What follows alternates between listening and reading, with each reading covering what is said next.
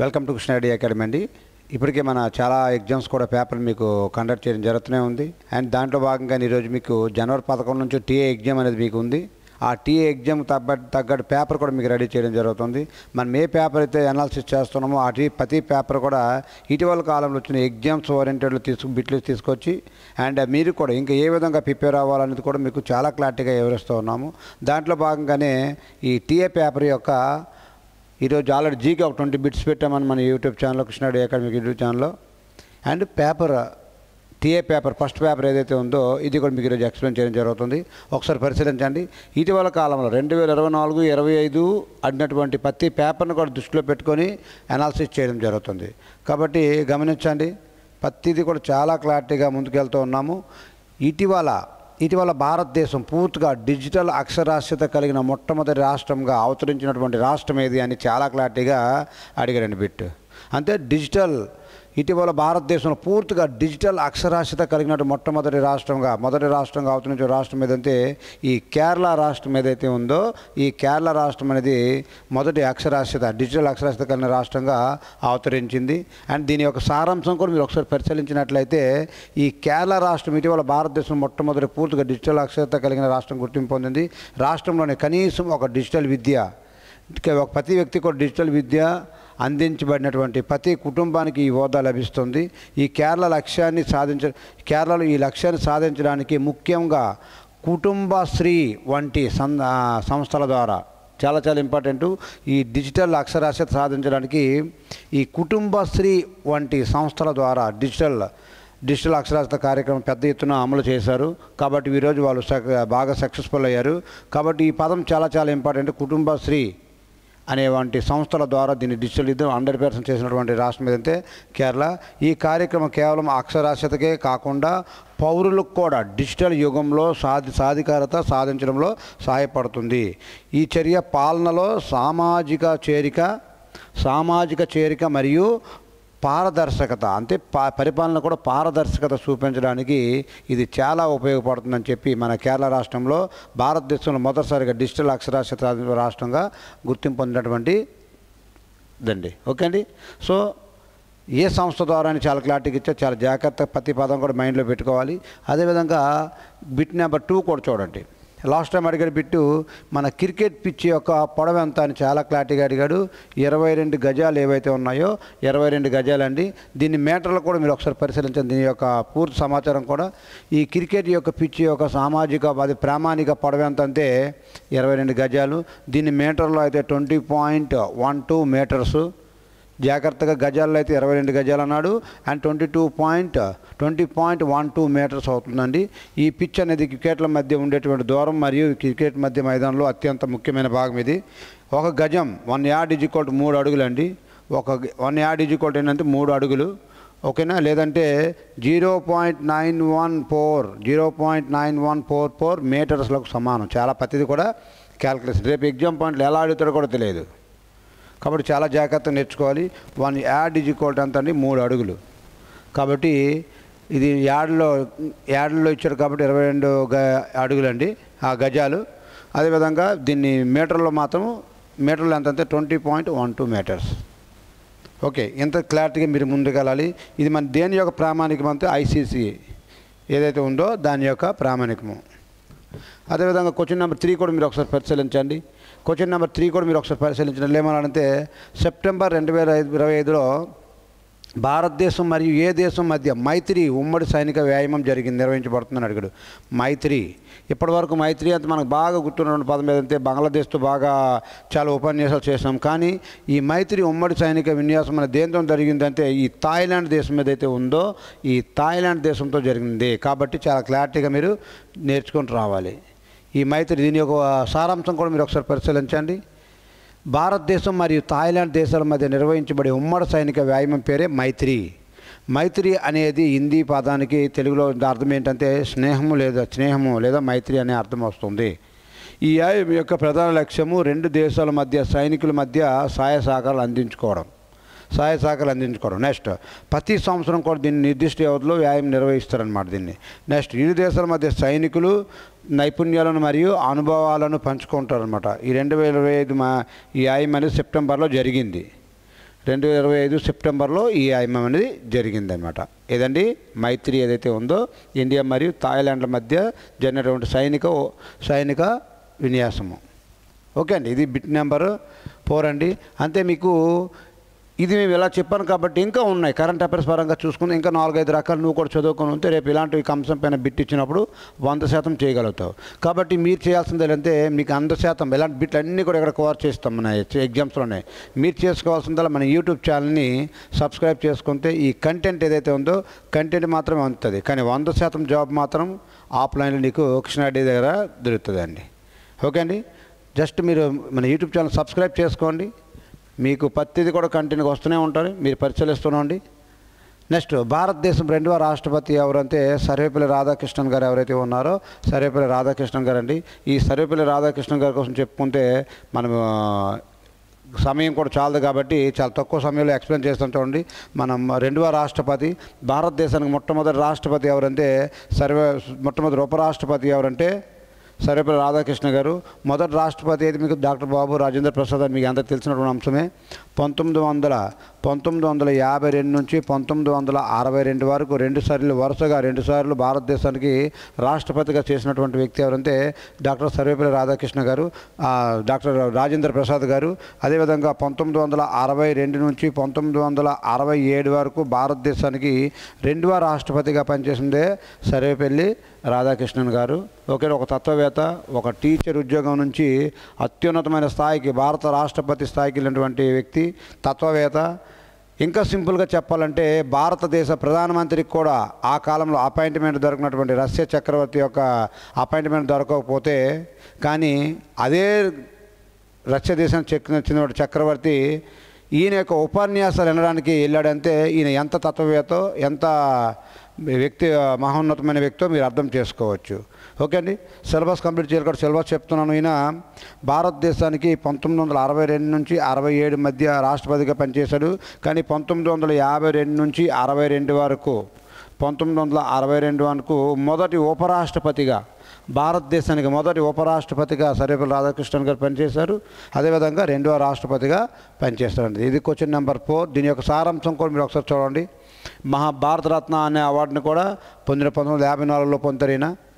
Doctor Sarvepalli Radhakrishna గారు భారతదేశానికి 2వ రాష్ట్రపతిగా 1962 నుంచి 67 వరకు పనిచేశారు.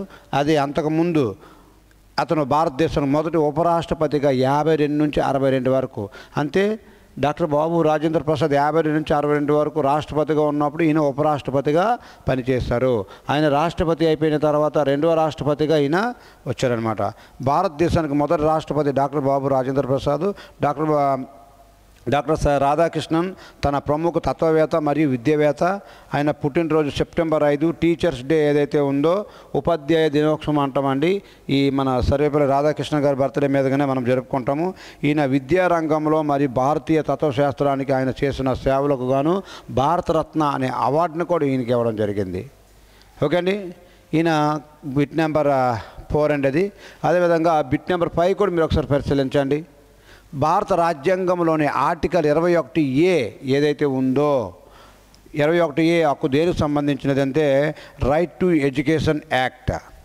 ఈ రైట్ టు ఎడ్యుకేషన్ యాక్ట్ ఏదైతే ఉందో ఈ రైట్ టు ఎడ్యుకేషన్ యాక్ట్ కోసం వివరిస్తున్నటువంటిదే 21A అనే ఆర్టికల్ అండి. చాలా క్లారిటీగా అంటే దీని యొక్క సారాంశం కూడా ఒకసారి చూడండి. ఇది విద్యా హక్కుకు సంబంధించింది. భారత రాజ్యాంగంలోని ఆర్టికల్ 21A అనేది విద్యా హక్కుకు సంబంధించినది. విద్యా హక్కు ఏదైతే ఉందో విద్యా హక్కుకు సంబంధించినది. ఈ ఆర్టికల్ ప్రకారము రాష్ట్రం 6 నుంచి 14 సంవత్సరాల పిల్లలు ఎవరైతే ఉన్నారో 6 నుంచి 14 సంవత్సరాల పిల్లలు ఎవరైతే ఉన్నారో పిల్లలందరూ కూడా ఉచిత విద్య మరియు నిర్బంధ విద్యను అందించాలనే లక్ష్యంతో ఏర్పాటు చేసినటువంటి అంశమే ఈ మన 21A అండి. ఓకే అండి, దీన్ని 86వ రాజ్యాంగ సవరణ చట్టం ఏదైతే ఉందో 86వ రాజ్యాంగ సవరణ చట్టం ఏదైతే ఉందో 2002 ద్వారా ప్రాథమిక హక్కుగా దీన్ని చేర్చారనమాట. ఇది జీవించే హక్కు. ఇది జీవించే హక్కు అయినటువంటి ఆర్టికల్ 21 యొక్క పరిధిలోకే వస్తుంది. తద్వారా విద్య అనేది ఒక ప్రాథమిక హక్కు, మానవ హక్కుగా పరిగణించబడుతుంది. భారతదేశంలో సార్వత్రిక ప్రాథమిక విద్యా లక్ష్యం సాధించడంలో ఈ ఆర్టికల్ యొక్క కీలకమైన పాత్ర పోషిస్తుంది అనడంలో ఎటువంటి సందేశం కూడా మీకు లేదు. ఓకే అండి, ఇది బిట్ నెంబర్ ఏదైతే ఉందో ఈ బిట్ నెంబర్ 5 అండి అది. అదేవిధంగా బిట్ నెంబర్ 6 కూడా మీరు ఒకసారి పరిశీలించండి. ఈ బిట్ నెంబర్ 6 కూడా మీరు ఒకసారి పరిశీలించినట్లయితే నీతి ఆయోగ్ ఎప్పుడు ఏర్పడింది? జనవరి 1, 2015 ఏదైతే ఉందో 2015లో ఏర్పడింది.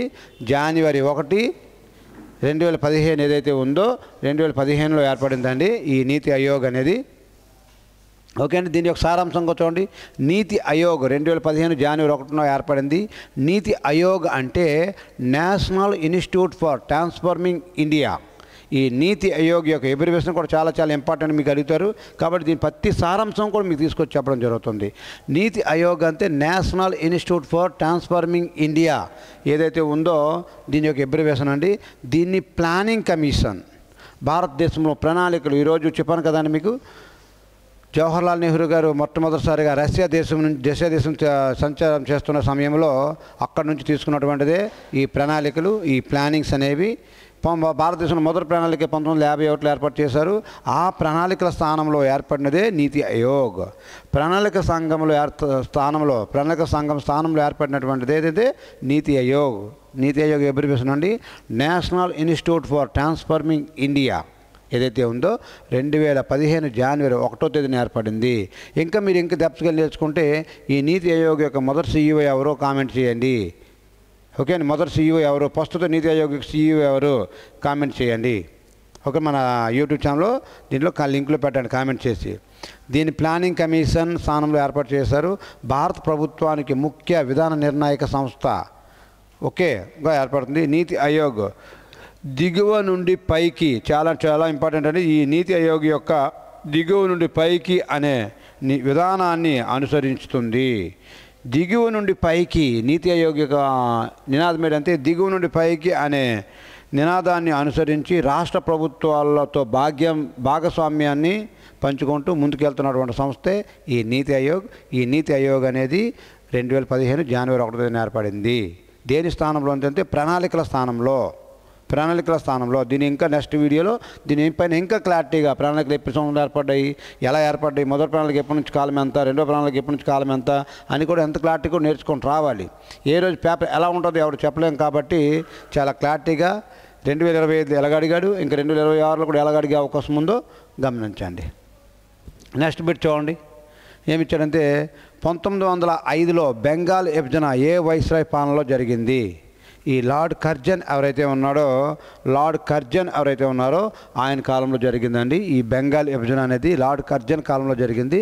1905లో జరిగిన బెంగాల్ విభజన అప్పటి వైస్రాయ్ అయిన లార్డ్ కర్జన్ పాలన కాలంలో జరిగింది. ఈ విభజనకు బ్రిటిష్ ప్రభుత్వము పాలన సౌలభ్యం ప్రధాన కారణమని పేర్కొంటుంది. దీని వెనుక అసలు ఉద్దేశం విభజించి పాలించు, ఈ బెంగాల్ అనే ప్రాంతం ఏదైతే ఉందో దీన్ని విభజించి పాలించు అనే ఒక దీనిపైన చేశారు. ముఖ్యంగా బెంగాల్లో పెరుగుతున్న జాతీయవాదాన్ని అణచివేయడం దీని యొక్క ప్రధాన ఉద్దేశం. ఈ నిర్ణయం భారతదేశంలో భారీ అంతర్జాతీయ నిరసనకు మరియు స్వదేశీ ఉద్యమానికి కూడా దారితీసింది. ఓకే అండి. ఇది బెంగాల్ విభజన. ఇంకా దీనికోసం మాట్లాడితే ఈ బెంగాల్ విభజన ఏ సంవత్సరంలో చేయబడిందంటే 1911 ఏదైతే ఉందో బెంగాల్ విభజన రద్దు చేసి భారతదేశం యొక్క రాజధాని అప్పటి వరకు కలకత్తాలో ఉన్నటువంటి రాజధానిని ఢిల్లీకి మార్చినటువంటిది 1911లో భారతదేశం రాజధాని అనేది కలకత్తా నుంచి ఢిల్లీకి ఎప్పుడు మారిందంటే ఈ 1911లోనే మారింది. బెంగాల్ని విభజించి ఆ జార్జ్ 5 ఎవరైతే ఉన్నారో ఆయన యొక్క సలహా మేరకు ఈ రాజధానిని ఢిల్లీకి మార్చినటువంటి సందర్భం. ఓకే అండి. ఈ విధంగా ఎంత క్లారిటీగా ముందుకెళ్తుంది మీకు ప్రతి అంశం కూడా. అదేవిధంగా బిట్ నెంబర్ 8 కూడా మీరు ఒకసారి పరిశీలించండి. ఏమన్నాడు చూడండి. భారత రాజ్యాంగంలోని ఏ ఆర్టికల్ ఎన్నికల కమిషన్ గురించి ప్రస్తావించబడింది? భారత రాజ్యాంగంలోని ఏ ఆర్టికల్ ఎన్నికల కమిషన్ ఏర్పాటు గురించి ప్రస్తావించిందని అడగండి.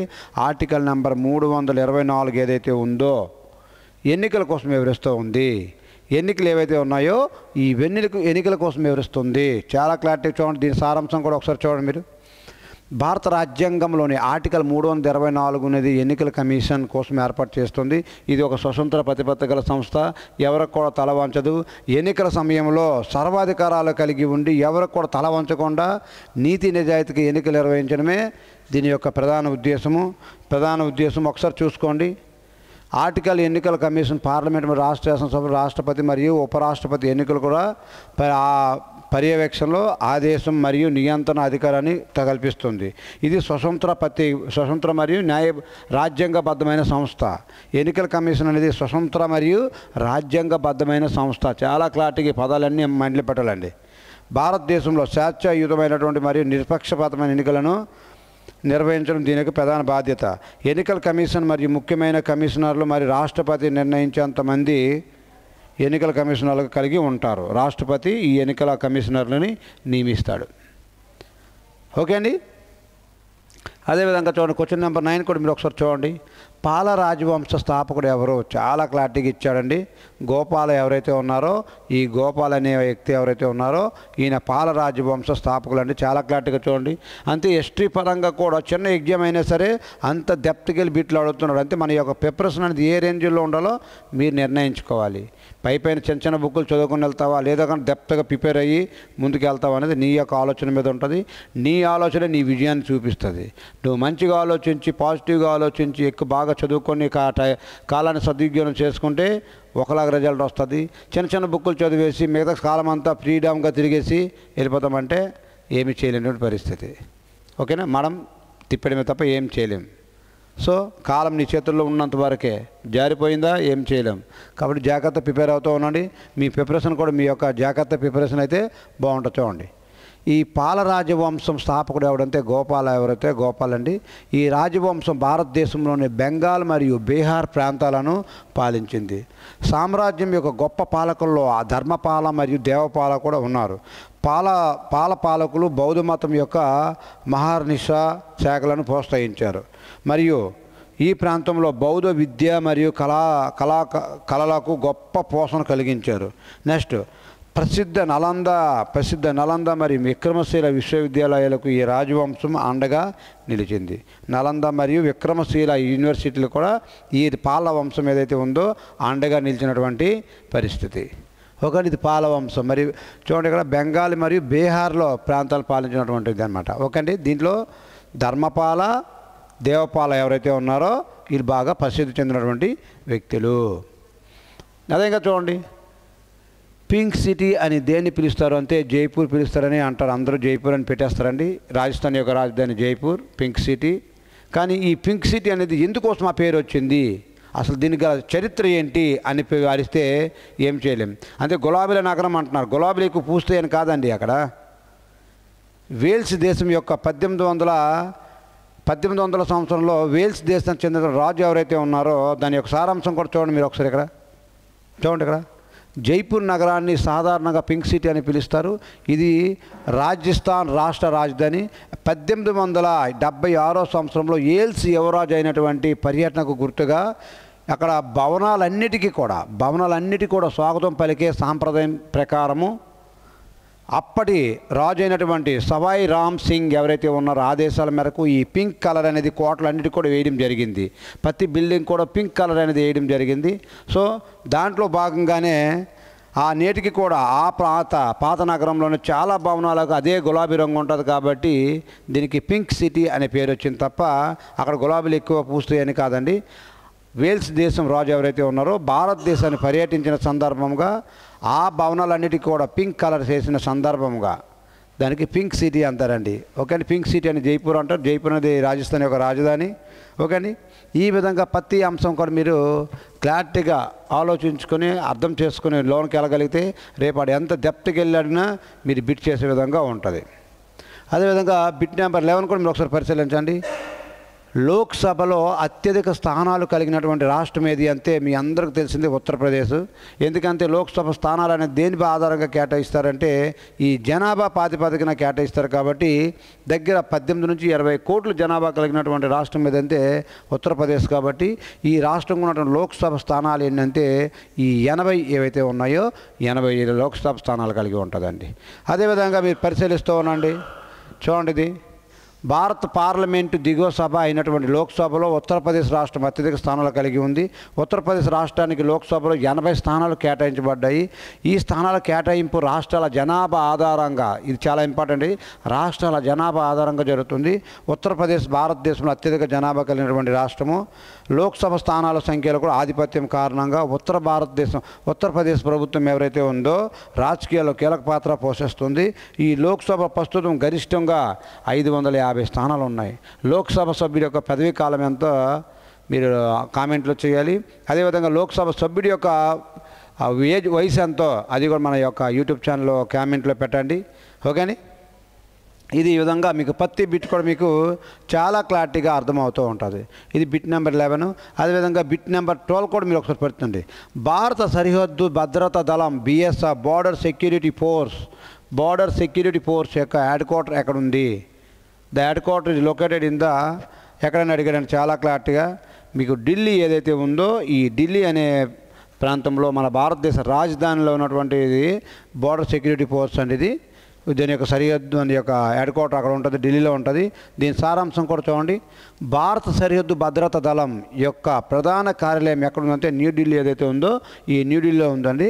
BSF అనేది భారతదేశం యొక్క సరిహద్దు రక్షణ దళము. ముఖ్యంగా పాకిస్తాన్ బార్డర్లోన మరియు బంగ్లాదేశ్ బార్డర్లో ప్రధానంగా వీళ్ళు వర్క్ చేస్తూ ఉంటారండి. ఇది భారత ప్రభుత్వం హోం వ్యవహారాల మంత్రిత్వ శాఖ నియంత్రణ పరిధిలో పనిచేస్తుంది బార్డర్ సెక్యూరిటీ ఫోర్స్. ఇది ప్రధానంగా పాకిస్తాన్ మరియు బంగ్లాదేశ్ సరిహద్దుల్లో నిర్వహిస్తుంది. ఈ BSF అనేది డిసెంబర్ 1, 1965 సంవత్సరంలో ఏర్పడింది. చాలా ఇంపార్టెంట్. ఈ బార్డర్ సెక్యూరిటీ ఫోర్స్ ఏదైతే ఉందో ఈ బార్డర్ సెక్యూరిటీ ఫోర్స్ అనేది ఏ సంవత్సరంలో ఏర్పడిందంటే 1 డిసెంబర్ 1965 ఏదైతే ఉందో బాగా మీరు గుర్తుంచిన డిసెంబర్ 1 అంటే మీ అందరికి బాగా గుర్తొచ్చినటువంటి రోజే. కాబట్టి 1965 సంవత్సరంలో స్థాపించబడింది. ఇది ప్రపంచంలోని అతిపెద్ద సరిహద్దు రక్షణ దళాల్లో ఒకటిగా బాగా పేరుగాంచినది ఏదంటే బార్డర్ సెక్యూరిటీ ఫోర్స్ ఏదో BSF ఏదైతే ఉందో BSF అండి. ఓకే అండి, దీని యొక్క సారాంశం కూడా మీకు చూడండి. వాడు అడిగింది ఏమి అడిగాడంటే లాస్ట్ ఎగ్జామ్లో భారత రక్షణ బార్డర్ సెక్యూరిటీ ఫోర్స్ యొక్క హెడ్ క్వార్టర్ ఎక్కడ ఉంది సింపుల్గా అడిగాడు. కానీ నీకు ఇన్ని అంశాలు ఎందుకు నేర్పుతున్నామంటే 2026లో పేపర్ ఎలా ఉంటుందో నీకు ఎవరు ఎక్స్పెక్ట్ చేయలేం. కాబట్టి జాగ్రత్తగా కానీ ప్రతి అంశం కూడా మీరు కోడీకరించుకుని వస్తే మీరు 100% సక్సెస్ఫుల్గా వెళ్ళే అవకాశం ఉంటుంది. కాబట్టి దీన్ని అనాలిసిస్ చేసుకొని మీరు కూడా ప్రిపేర్ అవ్వాల్సి ఉంటుంది.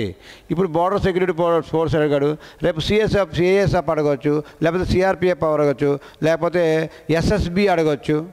కాబట్టి ప్రతి అంశం కూడా నీ కంట్రోల్లో ఉండాలి అంటే మన కృష్ణారెడ్డి యొక్క యూట్యూబ్ ఛానల్ నువ్వు సబ్స్క్రైబ్ చేసుకోండి. ప్రతి ఎగ్జామ్లో కూడా ప్రతి ఒక్క కోర్సులు కూడా మీకు ఇది చేసుకుంటూ వస్తాం. నెక్స్ట్ చూడండి, సరైన అదే రైట్ బ్రదర్స్ ఎవరైతే ఉన్నారో ఈ రైట్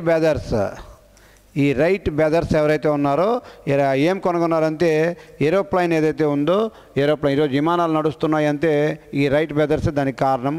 వారి యొక్క సారాంశం కూడా మీరు ఒకసారి పరిశీలించండి. చూడండి, ఈ రైట్ బ్రదర్స్ ఎవరైతే ఉన్నారో ఓర్విల్ మరియు వెల్బార్డ్ అనే ఇద్దరు రైట్ బ్రదర్స్ ప్రపంచంలోని మొట్టమొదటిసారిగా విజయవంతమైన విమానాన్ని ఆవిష్కరించినందుకు ప్రసిద్ధి చెందారు. 1903 సంవత్సరం డిసెంబర్ 17న చాలా ఇంపార్టెంట్ డేట్ అండి. ఈ విమానం ఏదైతే గాల్లో ఎగరడం నేర్పారో రైట్ బ్రదర్స్ ఏ సంవత్సరం అంటే 1903 డిసెంబర్ 17వ తేదీన నార్త్ కరోలినాలోని కట్టిహాక్ అనే ప్రాంతంలో మొదటిసారిగా దాన్ని ఎగరెట్టారు.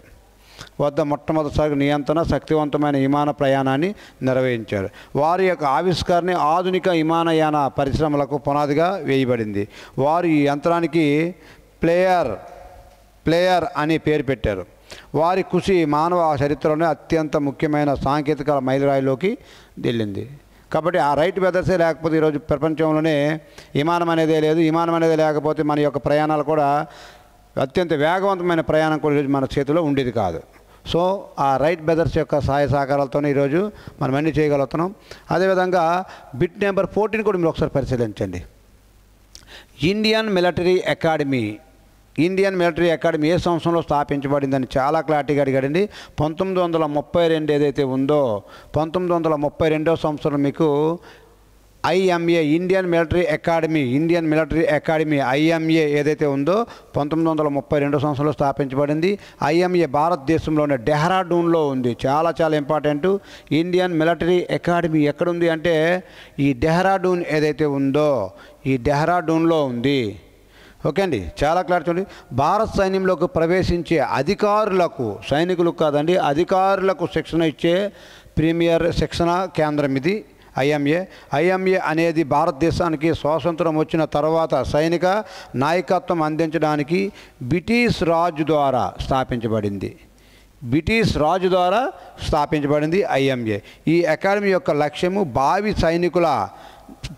సైనిక నాయకులకు అత్యున్నత స్థాయి నైతిక మరియు వృత్తిపరమైన శిక్షణ అందించడం కోసము ఈ ఐఎంఏ ఇండియన్ మిలిటరీ అకాడమీ ఏదైతే ఉందో 1932 సంవత్సరంలో ఇంగ్లాండ్ దేశం యొక్క రాజు చేత స్థాపించబడింది. ఓకే అండి, అదేవిధంగా చూడండి క్వశ్చన్ నెంబర్ 15 కూడా మీరు ఒకసారి పరిశీలించండి. చాలా చాలా చాలా ఇంపార్టెంట్ అయినటువంటిది. ప్రసిద్ధ లోక్తాక్ సరస్సు ఎక్కడ ఉంది అని చాలా క్లారిటీగా అడిగాడు. అన్నీ కూడా మణిపూరే కనిపిస్తూ ఉన్నాయి. అన్నీ కూడా మీకు మణిపూరే కనిపిస్తున్నాయి. కానీ ఈ మణిపూర్లోని ఎక్కడంటే చాలా క్లారిటీగా చూడండి. ఇక్కడ చాలా క్లారిటీగా చూడండి. మోహిరాంగ్ ఏదైతే ఉందో ఈ మణిపూర్లోనే ఈ మోహిరాంగ్ అనే సపరేట్గా ఒక ప్లేస్ ఉంది. ఆ ప్లేస్లో మీకు స్థాపించబడింది. ప్రసిద్ధ లోక్తాక్ సరస్సు అనేది భారతదేశంలోని మణిపూర్ రాష్ట్రంలో ఉంది. మణిపూర్లోని ఎక్కడంటే మోహిరాంగ్ ఏదైతే ఉందో ఈ మోహిరాంగ్ అనే ప్రాంతము స్థాపించబడింది. ఈ సరస్సు దేనిపైన తేలియాడే పుమిల్స్ అనే ప్రత్యేకమైన వృక్షజాలం మరియు క్షేంద్రీయ పదార్థాల రాసులకు ప్రసిద్ధి చెందింది. ఈ సరస్సుపైనే ప్రపంచంలోని ఏకైక తేలియాడే, చాలా చాలా ఇంపార్టెంట్ అండి, ఈ సరస్సులపైనే ప్రపంచంలోని ఏకైక తేలియాడే జాతీయ ఉద్యానవనమైనటువంటి కిబుల్ లాంజావో చాలా ప్రపంచంలోనే ఏకైక తేలియాడే జాతీయ ఉద్యానవనము ఏదైతే కిబుల్ లాంజావో ఏదైతే ఉందో ఈ కిబుల్ లాంజావో అంటే చాలా క్లారిటీగా ఈ లోక్తాక్ సరస్సు ఈశాన్య భారతదేశంలోనే అత్యంత పెద్ద మంచినీటి సరస్సు. ఈ లోక్తాక్ సరస్సు అనేది ఈశాన్య భారతదేశంలోనే అత్యంత పెద్ద మంచినీటి సరస్సుగా ప్రసిద్ధి చెందినటువంటిది. ఓకే అండి, చాలా క్లారిటీగా చూడండి. ప్రతి అంశం కూడా మీకు చూడండి. ఇది స్థానిక ప్రజలకు నీరు మరియు ఆహారం మరియు జీవనోపాధికి బాగా ఉపయోగపడుతున్నటువంటిది. ఈ లోక్తాక్ సరస్సు ప్రపంచంలోనే ఏకైక తేలియాడేటువంటి కిబుల్ లాంజావో అనే జాతీయ పార్క్ ఏదైతే ఉందో మనకి ఎక్కడ ఉందంటే ఈ మణిపూర్ రాష్ట్రంలోనే ఉంది. ఓకే అండి, నెక్స్ట్ చూడండి. బిట్ నెంబర్ 16 కూడా మీరు ఒకసారి పరిశీలించండి. ఏ విధంగా అడిగాడు 2025లో అడిగాడు, ఇంకా 2026లో ఏ విధంగా అడిగే అవకాశం ఉందో కూడా మీరు దీన్ని అనాలిసిస్ చేసుకుంటూ చదువుకోవాలి. ఒక బిట్కి 10 రకాలుగా నువ్వు తయారు చేసుకున్నాడు వస్తుందండి. చూడండి, కింది వైద్య వ్యవస్థల్లో ఏది భారతదేశంలో ఉద్భవించింది అంటే ఆయుర్వేదం ఏదైతే ఉందో ఆయుష్ అంటే జీవితము, వేదం అంటే జ్ఞానము, అంటే జీవితంకి సంబంధించినటువంటిది అంటే జ్ఞానానికి సంబంధించినటువంటిది ఆయుర్వేదం. భారతదేశంలో యొక్క వైద్య వ్యవస్థలలో ఏది భారతదేశంలో ఉద్భవించిందంటే ఈ ఆయుర్వేదం ఏదైతే ఉందో ఆయుర్వేదం అండి. దీని యొక్క సారాంశం కూడా మీరు పరిశీలించండి. కంటెంట్ ఏదైతే ఉందో కంటెంట్ అందించడం ఈరోజు కృష్ణారెడ్డి అకాడమీ నెంబర్ 1 స్థానానికి తీసుకెళ్తుంది. నీకు 100% జాబ్ ఇప్పించే విధంగా తయారవుతున్నటువంటి అంశం అండి ఇదంతా కూడా. ఒకసారి చూడండి, ఆయుర్వేదం అనేది భారతదేశంలో ఉద్భవించింది. అత్యంత పురాతనమైన సాంప్రదాయ వైద్య వ్యవస్థల్లో ఒకటి. దీని పేరు ఆయుష్ అంటే జీవితము మరియు వేదం అంటే జ్ఞానం అనే సంస్కృత పదాల నుండి వచ్చింది. దీని అర్థము జీవిత విజ్ఞానము. దీని అర్థం ఏంటంటే జీవితం యొక్క విజ్ఞానం ఏదైతే ఉందో జీవిత విజ్ఞానం. ఆయుర్వేదం అనేది శరీరము, మనస్సు మరియు ఆత్మల మధ్య సమతుల్యత మీద దృష్టి పెడుతుంది అనేది ఈ ఆయుర్వేదం యొక్క సారాంశం అండి. అదేవిధంగా చూడండి, ఇది ప్రధానంగా మూలికలు, ఆహారము, జీవనశైలి మరియు యోగాపై ఆధారపడి ఉంటుందండి. ఇలాంటి అన్ని అంశాలు కూడా మన ఆయుర్వేదం నుంచే. అందుకే చాలా ప్రపంచంలోనే భారతదేశం యొక్క అత్యంత పురాతనమైన వేదంలో దీన్ని పెట్టారు. ఆయుర్వేదం చాలా చాలా ఇంపార్టెంట్. దీంట్లోనే యోగా అన్నీ కూడా చేర్చారు. ఆయుర్వేదం వేల సంవత్సరాల నుండి చరిత్ర కలిగి ఉంది. మరి నేటికి కూడా భారతదేశంలో ప్రపంచవ్యాప్తంగా వాడుకలో ఉంది ఇది. ఓకే అండి. ఈ విధంగా ఒకరు మీకు బిట్లు అడగడం జరిగింది. అది క్వశ్చన్ నెంబర్ 16 అండి. అదేవిధంగా క్వశ్చన్ నెంబర్ 17 కూడా మీరు పరిశీలించండి. క్వశ్చన్ నెంబర్ 17 కూడా పరిశీలించండి. టెస్ట్ మ్యాచ్ల్లో 2 ఇన్నింగ్స్లో సెంచరీ చేసిన తొలి భారతీయ వికెట్ కీపర్ ఎవడు అని చాలా క్లారిటీగా అడిగాడండి మీకు. ఓకే అండి. రిషంత్ పంత్ ఎవరైతే ఉన్నారో ఆయన టెస్ట్ మ్యాచ్ల్లో 2 ఇన్నింగ్స్లో సెంచరీలు చేసిన మొదటి వ్యక్తి రిషంత్ పంత్. టెస్ట్ మ్యాచ్లో 2 ఇన్నింగ్స్లో సెంచరీ సాధించిన మొట్టమొదటి భారతీయుడిగా వికెట్ కీపర్గా గుర్తింపు పొందాడు. మొట్టమొదటి భారతీయ వికెట్ కీపర్గా గుర్తింపు పొందాడు. ఈ ఫుల్ టెస్ట్లో 2 ఇన్నింగ్స్లో సెంచరీ చేసిన ఏకైక భారతీయ వికెట్ కీపర్గా ఆయన చరిత్ర సృష్టించాడు. ఇది భారతదేశ క్రికెట్ చరిత్రలోనే ఒక ముఖ్యమైన రికార్డు. ఇతను తన సమర్థవంతమైన బ్యాటింగ్తో పాటు వికెట్ కీపింగ్లో కూడా తనదైన ముద్ర వేశారు. తన దూకుడు బ్యాటింగ్ విధానం కారణంగా అతడు తరచుగా టెస్ట్ క్రికెట్లో గొప్ప ఇన్నింగ్స్లు ఆడుతూనే ఉన్నాడు ఆయన. రిషంత్ పంత్ ఎవరైతే ఉన్నారో ఆయన. ఇది బిట్ నెంబర్ 17. అదేవిధంగా బిట్ నెంబర్ 18 కూడా మీరు ఒకసారి పరిశీలించండి. 2025 cricket tournament Ranji trophy title ఎవరు గెలుచుకున్నారు అని అడిగారండి. ఈ ముంబై ఎవరైతే ఉన్నారో ఈ ముంబై గెలుచుకుంది. 2025 టోర్నమెంట్ రంజీ ట్రోఫీ టైటిల్ ఎవరు గెలుచుకున్నారంటే ముంబై ఎవరైతే ఉన్నారో ఈ ముంబై గెలుచుకుందండి. ఓకేనా. దీని యొక్క సారాంశం కూడా చూడండి. ఈ రంజీ ట్రోఫీ 2025 క్రికెట్ మ్యాచ్ టైటిల్ను ముంబై జట్టు గెలుచుకుంది. ఈ రంజీ ట్రోఫీ అనేది భారతదేశంలో ఫస్ట్ క్లాస్ క్రికెట్ అండి. Ranji match first class championship ఇది. ఫైనల్లో ముంబై జట్టు విదర్భ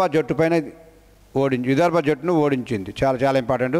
ఈ రంజీ ట్రోఫీలో ఫైనల్ మ్యాచ్ని ఎవరిని ఓడించిందంటే విదర్భ జట్టు పైన ఓడించిందండి ఇది. ఈ ముంబై జట్టు రంజీ ట్రోఫీలో చరిత్రలో అత్యధిక విజయాలు సాధించిన జట్టుగా ప్రసిద్ధి చెందింది. రంజీ ట్రోఫీలో అత్యధిక విజయాలు సాధించినటువంటి జట్టుగా ఈ ముంబై టీం ఏదైతే ఉందో ముంబై టీం సాధించింది. 2025 రంజీ ట్రోఫీ దేనిపైన గెలిచిందంటే విదర్భ జట్టు పైన గెలిచిందన్న విషయాన్ని కూడా మీరు మైండ్లో పెట్టుకోవాలి. ఈ గెలుపు ముంబై జట్టు యొక్క ప్రాబల్యాన్ని మరియు దేశీయ క్రికెట్లో వారి యొక్క నిలకడను మరోసారి రుజువు చేసింది. ఇది ముంబై జట్టు. ఓకే అండి. అదేవిధంగా బిట్ నెంబర్ 19 కూడా మీరు చూడండి. చాలా క్లారిటీగా ఏమన్నాడంటే నీలగిరి కొండలు భారతదేశంలోని ఏ రాష్ట్రంలో ఉన్నాయని చాలా క్లారిటీగా అడిగాడు. ఈ నీలగిరి కొండలు ఏవైతే ఉన్నాయో భారతదేశంలోని ఏ రాష్ట్రంలో ఎక్కువగా ప్రధానంగా ఉన్నాయంటే తమిళనాడులో ప్రధానంగా ఉన్నాయి. అటు కర్ణాటకలో ఉన్నాయి, కేరళలో కూడా ఉన్నాయి. కానీ ప్రధానంగా అన్న అంశం వచ్చినప్పుడు మాత్రము ఈ తమిళనాడు ఏదైతే ఉందో ఈ తమిళనాడు రాష్ట్రంలో ఉంటాయండి. దీని సారాంశం కూడా ఒకసారి చూడండి. ఈ నీలగిరి కొండలు ప్రధానంగా తమిళనాడు రాష్ట్రంలో ఉన్నాయి. నీటిలోని కొన్ని భాగాలు కేరళ మరియు కర్ణాటకలో కూడా విస్తరించి ఉన్నాయి. ఈ కొండలు పశ్చిమ కనుమలు మరియు తూర్పు కనుమలు ఏవైతే ఉన్నాయో కలిసే ప్రాంతంలో ఉన్నాయి. పశ్చిమ కనుమలు తూర్పు కనుమలు కలిసే ప్రాంతం ఏదైతే ఉందో అక్కడ ఉన్నాయండి. నీలగిరిలో అత్యంత ఎత్తైన శిఖరము దొడబెట్ట. నీలగిరిలో అత్యంత ఎత్తైన శిఖరం మీద చాలాసార్లు ఆల్రెడీ బిట్ అడుగుతున్నాడండి. ఈ మీ కంటెంట్ కూడా అంతే క్లారిటీగా అందిస్తూ ఉన్నాం. ఈ కంటెంట్ కూడా మీకు ఎందుకు ఇంత క్లారిటీగా అందిస్తున్నామంటే చాలా క్లారిటీగా అందిస్తున్నాం. దొడబెట్ట నీలగిరిలో అత్యంత ఎత్తైన శిఖరం ఏదంటే ఈ దొడబెట్ట. దీని యొక్క ఎత్తు 2637 మీటర్లు ఏవైతే ఉన్నాయో 2637 మీటర్లు ఏవైతే ఉన్నాయండి. దీంట్లోనే నీలగిరిలోనే ఊటీ మరియు కునూర్ వంటి ప్రసిద్ధ హిల్ స్టేషన్లు ఇక్కడే ఉన్నాయి.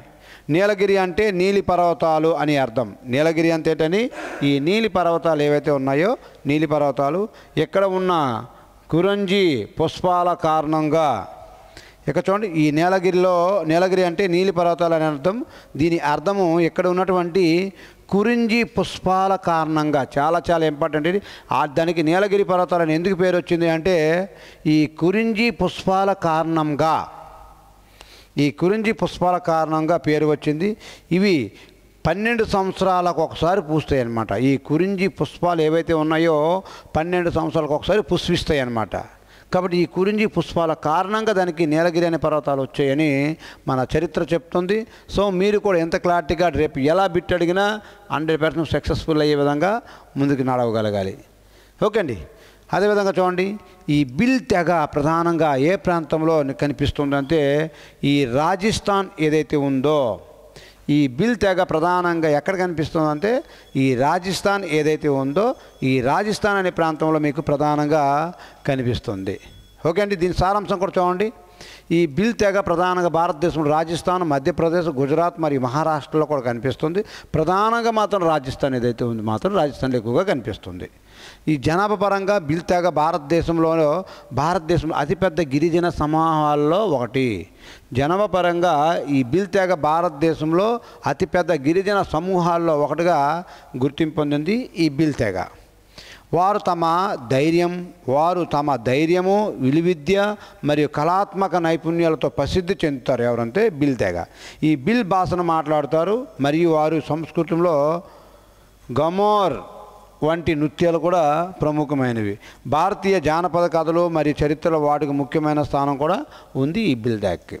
ఈ బిల్ తెగ ప్రధానంగా ఏ రాష్ట్రంలో అండి? ఈ రాజస్థాన్ రాష్ట్రం ఏదైతే ఉందో ఈ రాజస్థాన్ రాష్ట్రంలో బాగా ప్రసిద్ధి చెందింది. సో ఈ టీఏ ఆర్మీ ఏదైతే ఉందో దీనికి మొదటి 20 బిట్లు జీకే ఏవైతే ఉందో, జీకే అండ్ కరెంట్ అఫైర్స్ ఏవైతే ఉందో జీకే మీద అడుగుతున్నాడు. అండ్ నెక్స్ట్ 15 బిట్స్ ఏవైతే ఉన్నాయో జిఎస్, జనరల్ సైన్స్, అంటే ఫిజిక్స్, కెమిస్ట్రీ అండ్ బయాలజీ ఏదైతే ఉందో ఈ ఫిజిక్స్, కెమిస్ట్రీ, బయాలజీ ఏదైతే ఉందో వీటిపైన అడుగుతున్నాడు. నెక్స్ట్ 15 బిట్స్ ఏంటంటే అర్థమెటిక్ మాత్రమే అడుగుతున్నాడు. టోటల్గా 50 బిట్లకు ఉంటాయండి. 50 బిట్లు ఎవరైతే హై స్కోర్ చేస్తారో వాళ్ళకి మాత్రమే రేపు జాబ్ రావడం జరుగుతుంది. ఎందుకంటే టీఆర్ మీద గ్రౌండ్ చాలా దీంతో కూడుకుంది కాబట్టి దీన్ని అలా అడుగుతున్నాడు, గుర్తుపెట్టుకోవాలి. ఓకే అండి. సో దీన్ని అలా గమనిస్తూ ఉన్న దీన్ని ఏ విధంగా అడుగుతున్నాడు. ఇంకా క్వశ్చన్ నెంబర్ 21 ఏదైతే ఉందో క్వశ్చన్ నెంబర్ 21 జనరల్ సైన్స్ చెప్పింది కాబట్టి దాంట్లో భాగంగానే ఏమన్నాడు, డిఎన్ఏ యొక్క పూర్తి రూపం ఏంటి అనండి. చాలా క్లారిటీకి ఇచ్చారు చూడండి. ఇక్కడ చాలా క్లారిటీకి ఇచ్చాడు. డయాక్సీ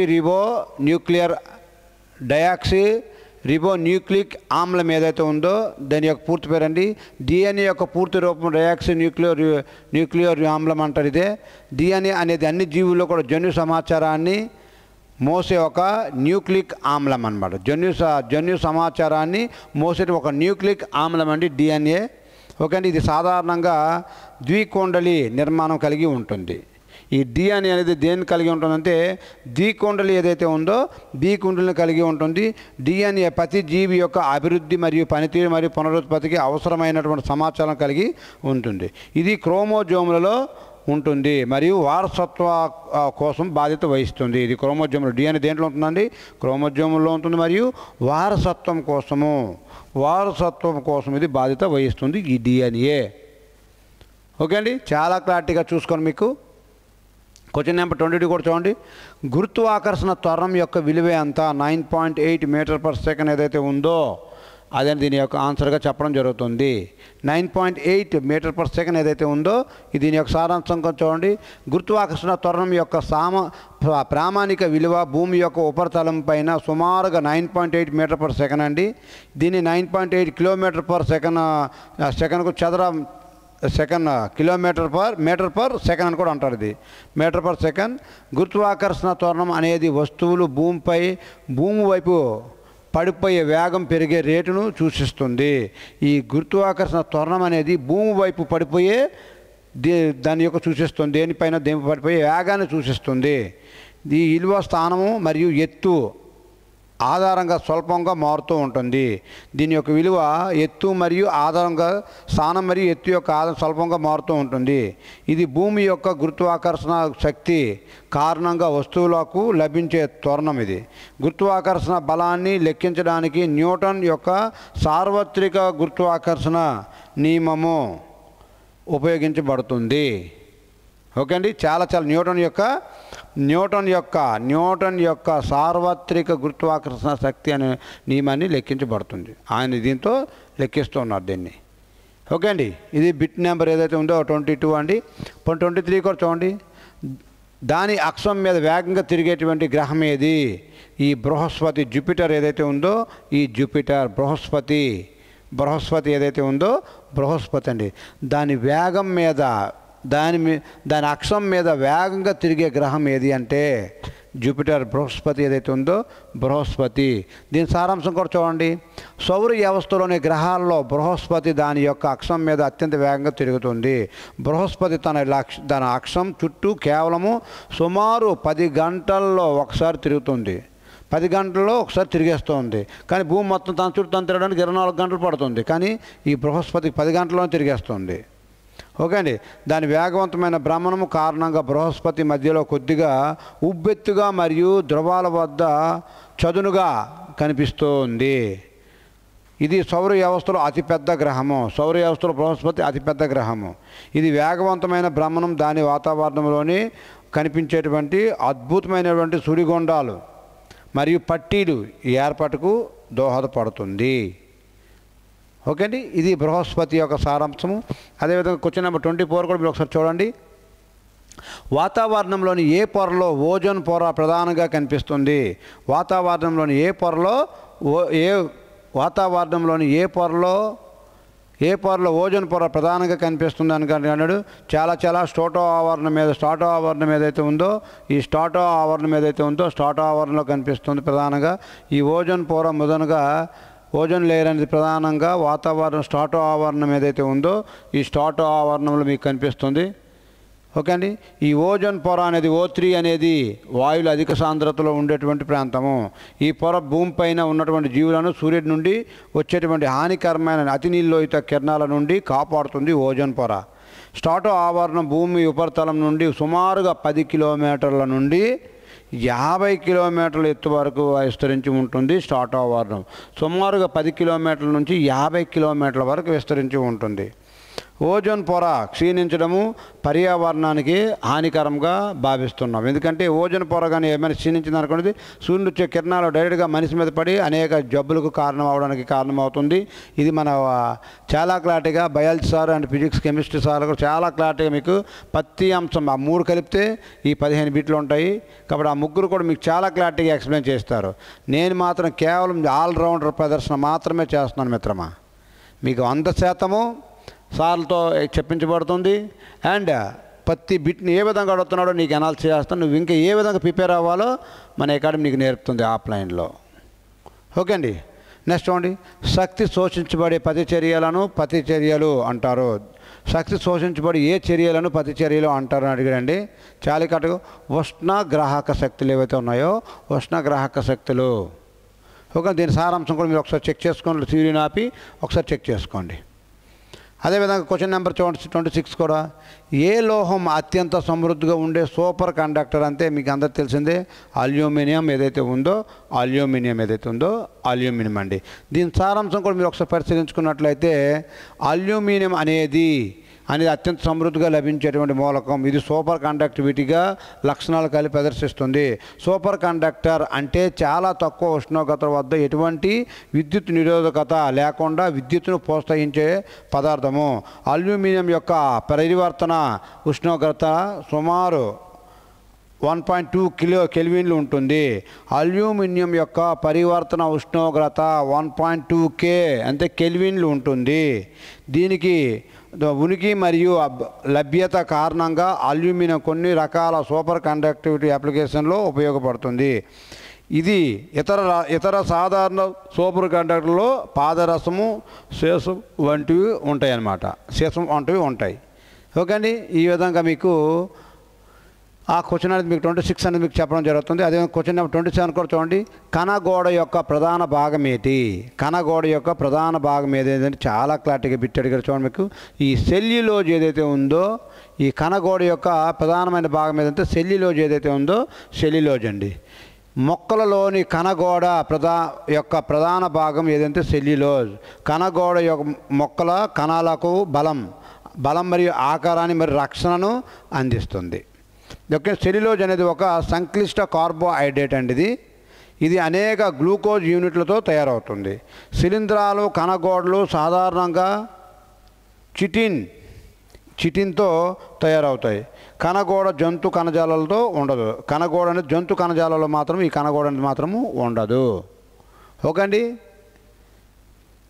నెక్స్ట్ చూడండి, H1N1 వైరస్ ఏ వ్యాధిని పిలుస్తారంటే ఈ స్వైన్ ఫ్లూ ఏదైతే ఉందో ఈ స్వైన్ ఫ్లూని మీకు పిలుస్తారండి. ఈ స్వైన్ ఫ్లూ H1N1 అనేది మీకు స్వైన్ ఫ్లూ అండి. స్వైన్ ఫ్లూ ఇన్ఫ్లుయెంజా ఏ వైరస్ అన్నమాట. ఇది ఒక ఉపరకం. ఈ వైరస్లు శ్వాసకోశాన్ని ప్రభావితం చేస్తాయి అన్నమాట ఈ స్వైన్ ఫ్లూలు.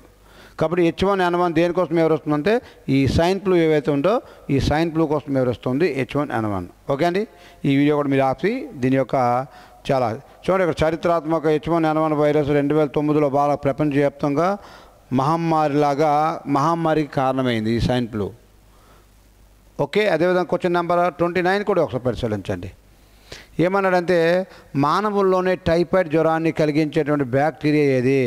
ఈ సాల్మోనెల్లా టైఫీ ఏదైతే ఉందో ఇదండి కారణమైన బ్యాక్టీరియా. టైఫాయిడ్ జ్వరానికి కారణమైన బ్యాక్టీరియా పేరు సాల్మోనెల్లా టైఫీ ఏదైతే ఉందో ఈ లక్షణాలు కూడా చూడండి. తీవ్రమైన జ్వరము, అలసట, కడుపు నొప్పి, ఇవన్నీ కూడా మీకు మన బయాలజీ సార్ చాలా క్లారిటీగా ప్రతి అంశం కూడా ఎక్స్ప్లెయిన్ చేస్తాడు. ఈ విధంగా మీకు 2025లో వచ్చింది.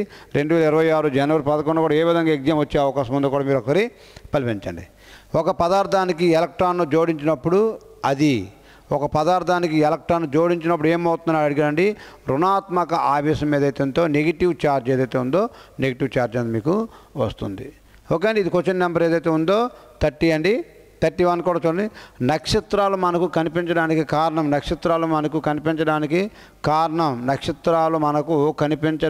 కారణం ఏమని అడిగాడండి. వాతావరణంలోని కాంతి వక్రీభవనం ఏదైతే ఉందో కాంతి వంగి పయనించడం వల్ల దానికి మనకు కనిపిస్తుంది. దీని సారాంశం కూడా చూడండి. వాతావరణం ద్వారా కాంతి వక్రీభవనము నక్షత్రాలు మెరుగుస్తున్నట్లుగా కనిపించడానికి ప్రధాన కారణం భూ వాతావరణంలోని కాంతి వక్రీభవనము. దానికి కారణము నక్షత్రాల నుండి వచ్చేటువంటి కాంతి భూ ఉపరితలంలోకి వివిధ సాంద్రతలు మరియు ఉష్ణోగ్రత కలిగిన పొరల గుండా ప్రయాణించినప్పుడు అది నిరంతర వక్రీభవనము చెందుతుంది. ఈ వక్రీభవనము కాంతి మార్గాన్ని మార్చడం వలన నక్షత్రం యొక్క స్థానము మరియు ప్రకాశం కూడా క్షణక్షణంగా మారుతూ ఉంటుంది. అందుకే అవి మెరుస్తున్నట్లు కనిపిస్తాయి. నక్షత్రాలు స్వయంగా కాంతిని ఉత్పత్తి చేస్తాయి, కానీ కాంతి వక్రీభవనం వలనే మెరుస్తున్నట్లు కనిపిస్తాయి. గ్రహాలు భూమికి దగ్గరగా ఉండటం వలన అవి పెద్ద కాంతి వనరులుగా కనిపిస్తాయి. అందువల్ల ఈ వాతావరణ ప్రభావం కూడా వాటిపైన తక్కువగా ఉండి అవి మెరవవు. ఓకే, ఇది చూడండి. నెక్స్ట్ బిట్ కూడా చూడండి.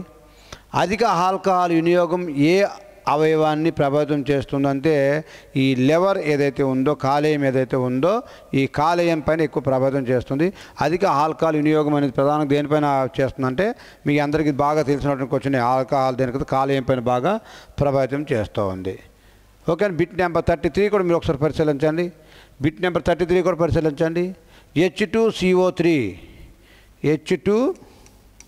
H2CO3 ఏదైతే ఉందో CO3 రసాయనిక నామం ఏదని అడిగారండి.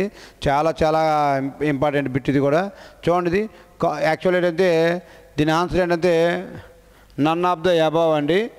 ఇది అది ఎవరో దీని ఆన్సర్ ఏంటంటే కార్బోనిక్ ఆమ్లం ఏదైతే ఉందో ఈ కార్బోనిక్ ఆమ్లం అండి దీని యొక్క ఆన్సర్.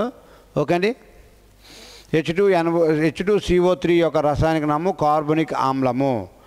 ఇది ప్రధానంగా కార్బన్ డైఆక్సైడ్ CO2 అండ్ నీటితో H2O చర్య జరిపినప్పుడు ఇది మీకు కార్బోనిక్ యాసిడ్ అనేది వస్తుంది. అది అడిగిన దాంట్లో మాత్రం ఇది రాంగ్ ఇచ్చాడు, ఒకసారి చెక్ చేసుకోవాలి. నెక్స్ట్ చూడండి, ఇక్కడ క్వశ్చన్ నెంబర్ 34. లివర్ సంశ్లేషణలో సహాయపడుతుందా అని అడిగాడండి. చాలా క్లారిటీగా చూడండి. అక్కడ అన్ని సమాధానం అన్నీ కూడా ఇచ్చాడండి. ఇక్కడ ఏమి ఇచ్చాడంటే ప్రోటీన్లోనో ఫ్యాట్లోనో కార్బోహైడ్రేట్లో అంటే ఆల్ ఏదైతే ఉందో అన్ని సమస్యల్లో ఉపయోగపడుతుంది అని చాలా క్లారిటీగా మీకు ఇవ్వడం జరిగింది. ఇది బిట్ నెంబర్ ఏదైతే ఉందో 34 అండి. బిట్ నెంబర్ 35 కూడా మీరు ఒకసారి పరిశీలించండి. గాలిలో తేమ పెరుగుదల కారణంగా ధ్వనివేగం ఏమవుతుందంటే పెరుగుతుంది, ఇంక్రీజ్ అవుతుంది.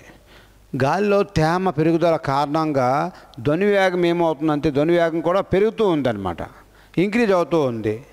ఓకే అండి, చూడండి ఏమవుతుందంటే పెరుగుతూ ఉంది. గాలిలో తేమ అది సాంద్రత పెరిగితే గాలిలో ధ్వని వేగం ఏమవుతుందంటే ధ్వని వేగం కూడా పెరుగుతుంది, ధ్వని వేగం కూడా పెరుగుతూ ఉంది అని చాలా క్లారిటీ మీకు ఆన్సర్ చేసుకొని రావాలి.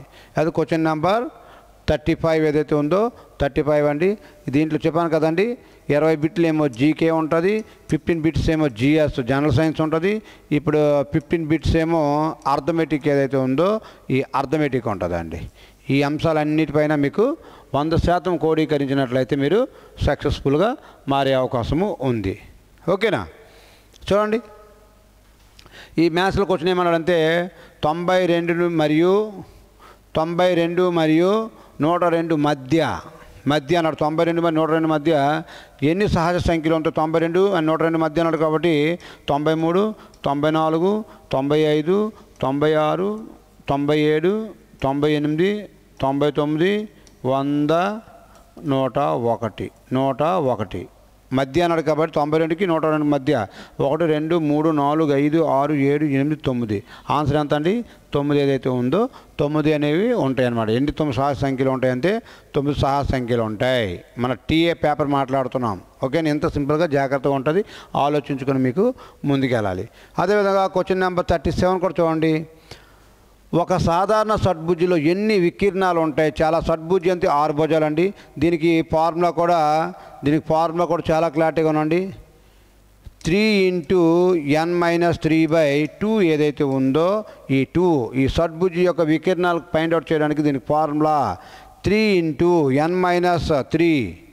n-3/2 ఏదైతే ఉందో ఈ స్తోత్రం వేసుకుంటే మీకు వెరీ సింపుల్గా మీకు ఆన్సర్ వస్తుంది.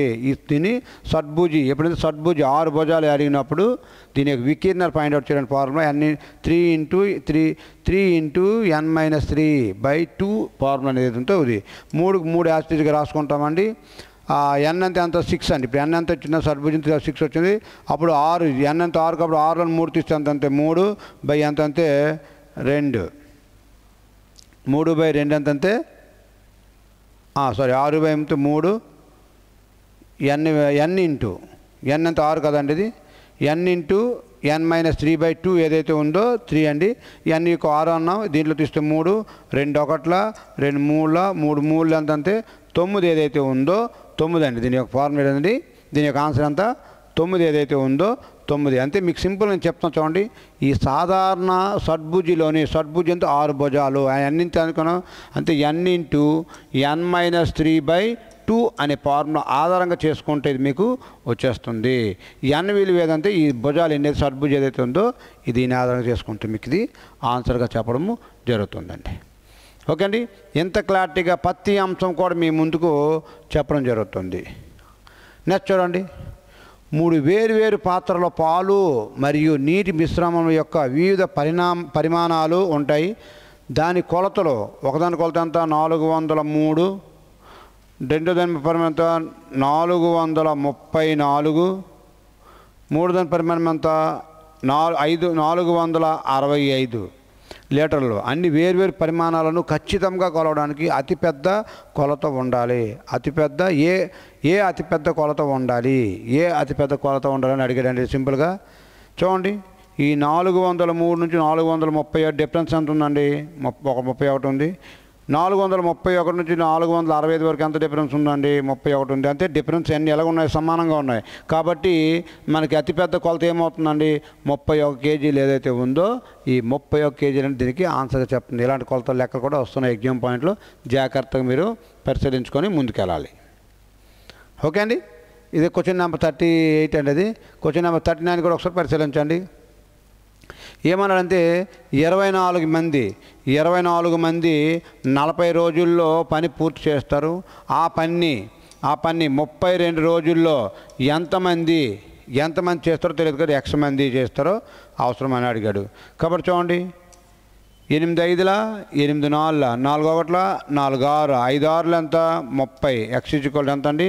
ఈ 30 ఏదైతే ఉందో ఈ 30 అని దీని యొక్క ఆన్సర్గా మీకు చెప్పడం జరుగుతుంది. డిస్ట్రిక్ట్లో ఇలా సింపుల్గా మీరు దీన్ని ఆన్సర్ చేయొచ్చు. ఇది క్వశ్చన్ నెంబర్ ఎంత అండి? 39 ఏదైతే ఉందో 39 అని దీని యొక్క ఆన్సర్. అదేవిధంగా క్వశ్చన్ నెంబర్ 40 కూడా మీరు ఒకసారి పరిశీలించండి. చాలా క్లారిటీగా చూడండి. 6/13 6/13ను -7/13 యొక్క విలోమము వ్యతిరేకంతో అని గుణించాలి అనుకుంటే ఇలా ఇచ్చాడండి. అంతే 6/13 కామన్గా ఉంటుంది. విలోమము అన్నాడు కాబట్టి ఈ కింద 16 ఏమో ఎలాగ వెళ్తుందండి, గుణించి 16 బయటకు వెళ్తుంది. ఇది ఎక్కడికి వస్తుందంటే కిందకు వస్తుందండి. విలోమముతో అంటే మైనస్ అనేది మైనస్గా ఉంటుంది, మైనస్ అనేది పైన ఉంటుందండి, మైనస్ ఉంటుంది పైన ఉంటుంది. విలోమం చేసినప్పుడు మైనస్ ఉంటుంది. విలోమం అంకెలు మాత్రమే మైనస్ చేయాలి. విలోమం చూడండి ఇక్కడ 16 ఎంత అంటే 96, మైనస్కి మైనస్ 96 మైనస్ ఉండాలి, ఎందుకంటే మైనస్ ఉంది కాబట్టి మైనస్ 96. ఓకే, 13 ఎంత అంటే 91 కాబట్టి -96/91 ఏదైతే ఉందో 96/91. చాలా క్లారిటీగా ఒక విలోమం మైనస్ అనే సింబల్ ఇచ్చారు. మైనస్ పైన ఉంటుందండి. ఈ అంకెలు మాత్రమే విలోమం అవుతాయి, సింబల్స్ మాత్రం అవుతాయి. సింబల్స్ యాస్టీజ్గా పైన ఉంటుంది, ఈ అంకెలు మాత్రమే తారుమారు అవుతాయి.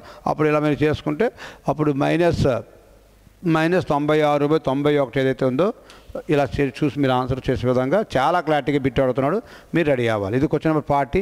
అదేవిధంగా క్వశ్చన్ నెంబర్ 41 కూడా మీరు ఒకసారి పరిశీలించండి. ఏమన్నాడంటే x = 5 అయితే, x = 5 అయితే చూడండి 3 ఉంది. x = 5 అంటే 5² ఎంత అండి 25 మైనస్ x = 5 4 ఎంత అండి 20 + 2.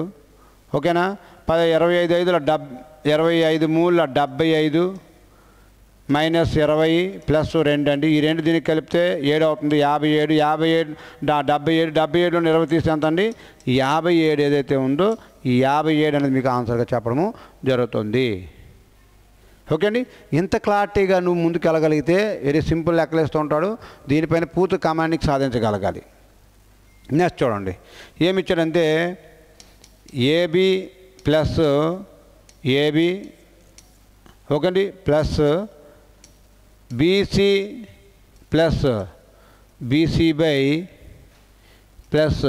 CA + AC ఇలా ఇచ్చాడండి. ఇలా ఇచ్చాడు చూడండి. ఇక్కడ ఏట్లేదంటే +A ఇది, ఇక ఈ +Aకి ఈ -Aకి క్యాన్సిల్ అయిపోయింది. ఇక్కడ -Bకి ఈ +Bకి ఏట్లేదంటే +B క్యాన్సిల్ అయిపోయింది. అదేవిధంగా -Cకి ఈ -Cకి ఈ +C క్యాన్సిల్ అయిపోయింది. అంతే ఇక్కడ ఏం మిగిలిందండి AB + BC + AC ఏదైతే ఉందో దీని యొక్క ఆన్సర్ AB + BC + AC ఏదైతే ఉందో ఇది దీని యొక్క ఆన్సర్గా మీకు చెప్పడం జరుగుతుందండి. ఇది దీనికి మీకు ఆన్సర్గా చెప్పడము జరుగుతుందండి. అర్థమవుతుంది కదండి. ఇలాంటి లెక్కని మనకు TA అండ్ SI ఆర్మీ రేంజ్లో అడుగుతున్నాడు కాబట్టి ఇంత సింపుల్గా ఉంటాయి. జాగ్రత్త మీరు ఫైండ్ అవుట్ చేసుకుని వెళ్తే ఆన్సర్ పెట్టేయచ్చు. నెక్స్ట్ చూడండి క్వశ్చన్ నెంబర్ 43 కూడా ఒకసారి పరిశీలించండి. 2 డజన్ల నారింజ పండ్లు ధర 60 రూపాయలు. 2 డజన్లు 60 రూపాయలకి క్లారిటీ చూడండి.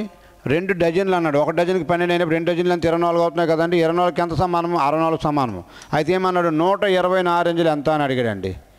అలా క్వశ్చన్ చదువుతూ వేసుకోవడం వస్తే క్షణాల్లోన అంతే. 2 డజన్ల నారింజ పండ్లు ధర 60 రూపాయలు.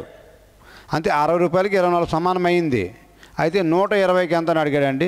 దీన్ని 12 రెళ్ళ 12 1 12 1ల 12 అది 12 పొద్దులు 120 2 1ల 2 5ల 12 6 5ల అంత 30 అంత 300 ఏదైతే ఉందో ఈ 300 అనేది దీనికి ఆన్సర్గా 120 నారింజ పండ్ల ధర ఎంత అంటే 300 ఏదైతే ఉందో ఈ 300 అనేది మీకు దీనికి ఆన్సర్గా చెప్పడము జరుగుతుందండి.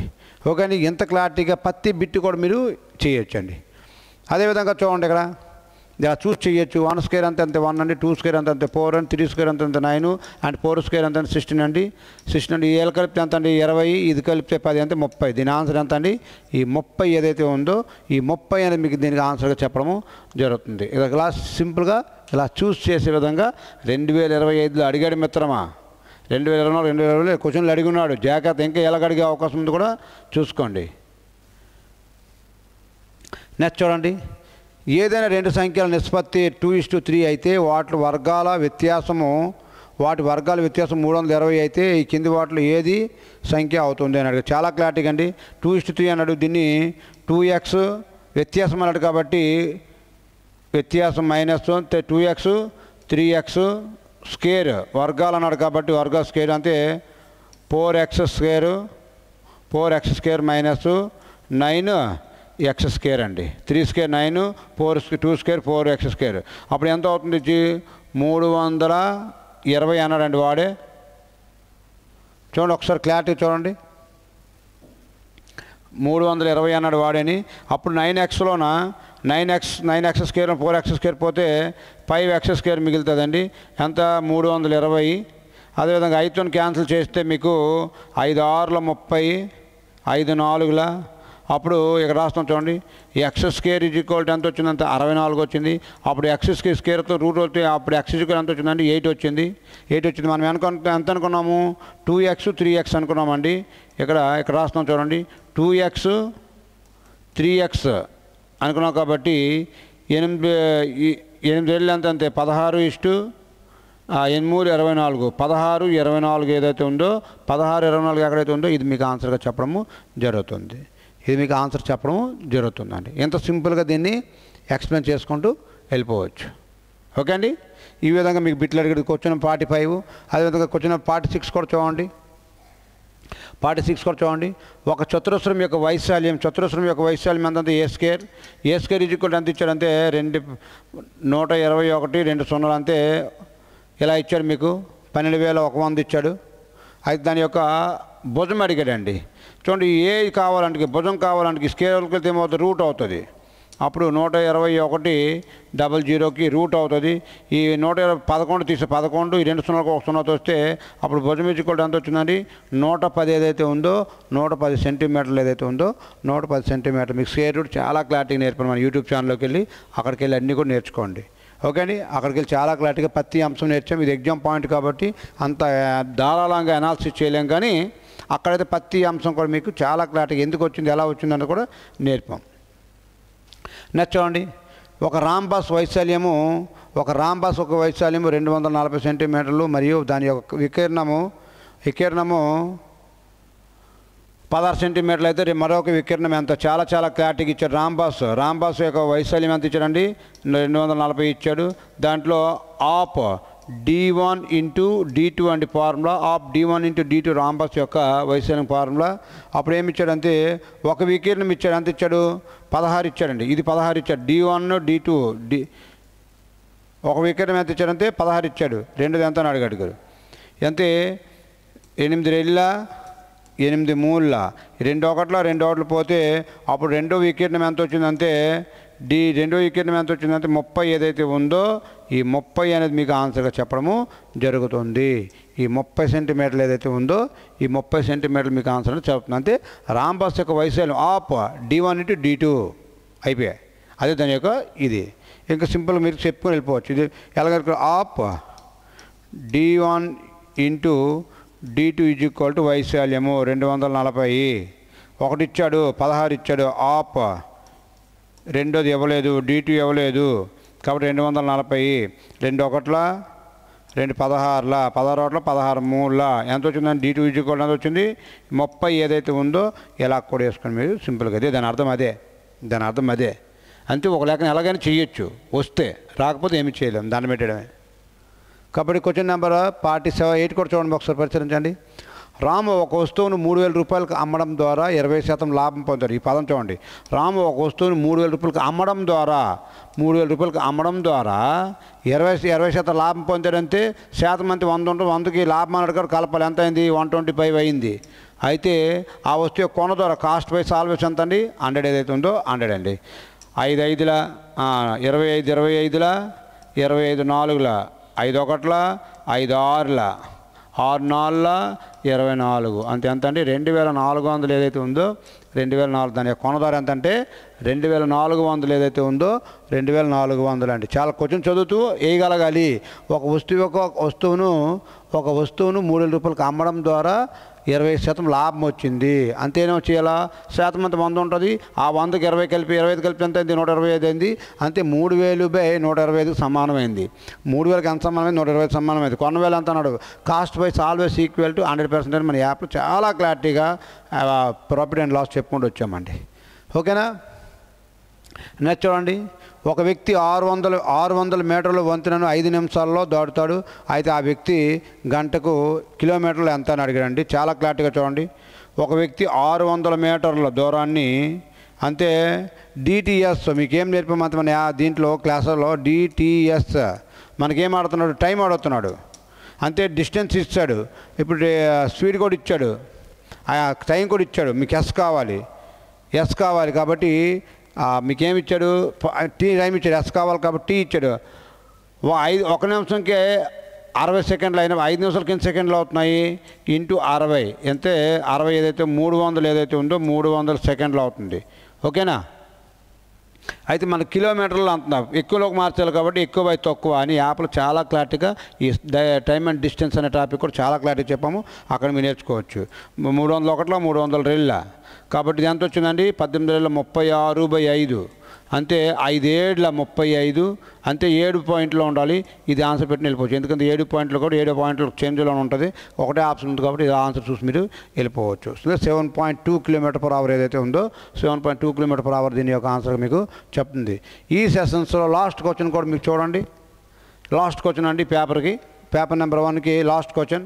16% శాతాన్ని చూడండి. ఈ 16%ని 16 ఎంత అనుకుంటామండి, 100 అనుకుంటామండి. ఈ పర్సెంటేజ్ వాల్యూ అనేది 100 అని చాలా క్లారిటీగా మీకు మన పర్సెంటేజ్ టాపిక్లో నేర్పుకుంటూ వచ్చాం. కాబట్టి ఇక్కడ మీకు చాలా క్లారిటీగా నేర్చుకోవాలి.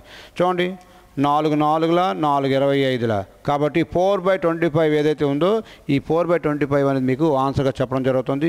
నేను ఒకటే చెప్తున్నాను, కంటెంట్ కావాలంటే మన యూట్యూబ్ ఛానల్ని సబ్స్క్రైబ్ చేసుకోండి. నీకు నిజంగా 100% జాబ్ కావాలనుకుంటే 2026లో మన కృష్ణారెడ్డి అకాడమీలో 100% సాధ్యమే. ఎందుకంటే గ్రౌండ్ పరంగా మనల్ని టచ్ చేసేటువంటి ఎవరు లేరు. ఎప్పుడైతే దాన్ని నేను అభివృద్ధి చేస్తున్నానో ఆటోమేటిక్ ఎడ్యుకేషన్ అని అందించడం చాలా ఈజీతో కూడుకున్నది. 100% నువ్వు మెరిట్ లిస్ట్లో ఉండే విధంగా పెడతాను. నిజంగా నీకు తెలిసిన వీడియో చూస్తున్న అభ్యర్థులు ఎవరైతే ఉన్నారో మీకు నచ్చినట్లయితే మీ ఫ్రెండ్స్ కూడా షేర్ చేయండి. అండ్ 10 మందికి చెప్పండి. మీరు చెప్పే ఒక మాట ఆ పిల్లడి యొక్క జీవితం అన్న విషయం అయితే మర్చిపోకండి మిత్రమా. Okay, thank you very much. జై హింద్, జై భారత్.